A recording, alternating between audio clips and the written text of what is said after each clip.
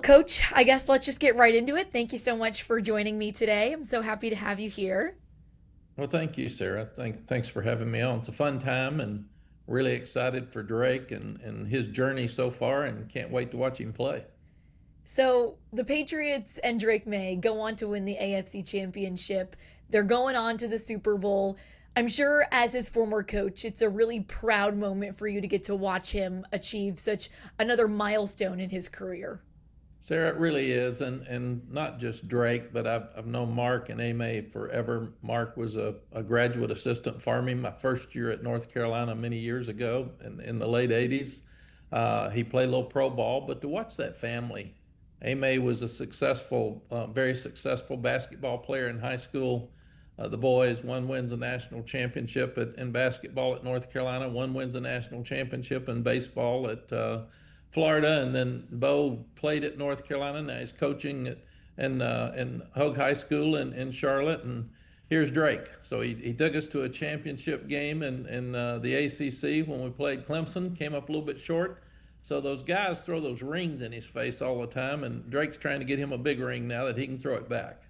Well, not only is Drake going to the Super Bowl, but he had an MVP like regular season leading the NFL in things like completion percentage, passage rating, yards per attempt.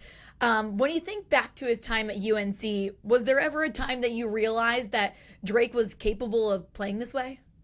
I think when he played his first game against Florida A&M, we weren't sure. I mean, he went through spring practice, and he and Jacoby Criswell were competing against each other.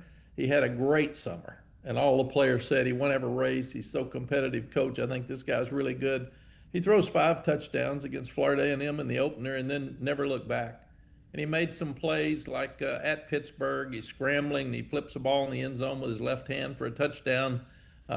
We see him have comebacks against Duke twice where they score with 40 seconds left to go up by 3. We have no timeouts. He takes us right down for a field goal and wins in overtime.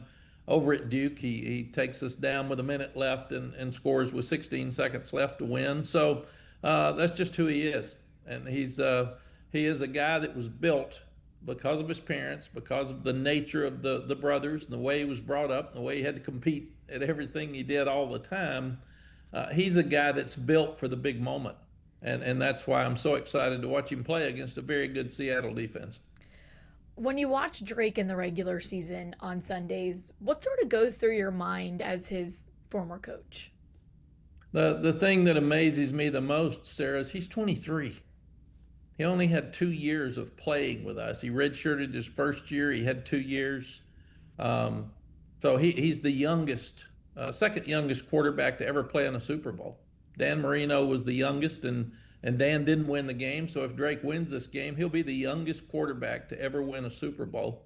And when the pro scouts came through and they asked me, I said, this guy will win a Super Bowl. He's got to stay healthy, got to have some good players around him, but he has got the makeup to win a Super Bowl. And if we'd had him for 4 years and been a little bit better on defense, we might have been in that last game as well.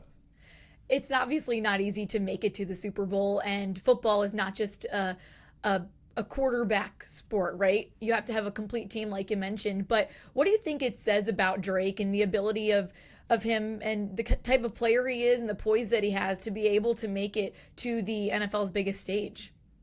Well, he's very confident, and that's important. He's very humble, so he's a tremendous leader. He has the it factor, so all the other players want to follow him. And he's kind of like the Pied Piper. He walks in a room, everybody gets quiet and turns and wants to find Drake and go over and talk to him, and that's where his humble attitude comes in. And then he's so competitive. He wants to beat you at everything you do. And I saw him at a golf course with Mr. Kraft and Coach Vrabel, and I said, Bud, first year with Coach Vrabel, you better not win. He said, I'm going to beat him, Coach, if I can. And I think he did beat both of them, and he's still playing, so that's a good thing. I saw him in our players' lounge once. He broke a ping pong paddle, and I said, "What are you doing?" He said, "I got beat by the tight end. You can't get beat by the tight end in ping pong." So you love those things about him, but he's so humble. He was the National Player of the Year, and in the National Player of the Year gets their name up in the stadium at North Carolina. He didn't want it up until he got through playing. He said it wouldn't be fair to the other players, and he wouldn't feel comfortable with his name being up there when it was about the whole team. And then on senior day, he obviously only was there for 2.5 years. I said, you should walk on senior day. Fans love you, and they would appreciate you going out there. And he said, Coach, I didn't graduate. That's not fair to the other seniors. So that's just who he is. He's a very unique person, uh, married to his seventh grade sweetheart, Ann Michael, and she's made of the same fiber that he is, and they're just very, very special people. And I've said I think Mark and Amy should write a book on how to raise kids because they've got four wonderful children, and they're sure giving back to society. The entire May family, sort of has that reputation in Chapel Hill, like you kind of just mentioned right there. I mean, how great is it to see not only one of their sons, excel in a sport, but so many of their kids going on to be great athletes and now getting to watch their son play in the Super Bowl. I'm sure that's a very proud moment for you, and you probably understand how their family's feeling right now. Well, I do, and even when we lost our offensive coordinator after Drake's first year, I brought him in, and a lot of people were trying to pay him a lot of money as tampering goes on nowadays and get him to go. And he said, Coach, number one, I'm not going anywhere. I'm loyal. I'm staying here. So don't worry about that. And I said, well, I'm gonna try to get you some money. And he said, I don't care about that.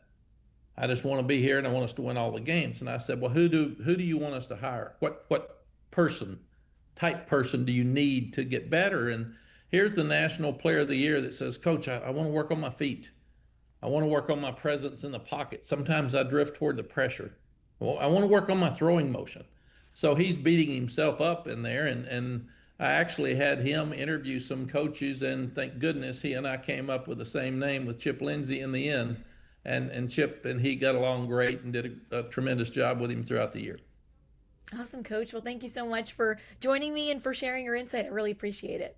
Thank you, Sarah. And good luck, Drake. We're pulling for you, man. Hope Love you it. win it all. Love it.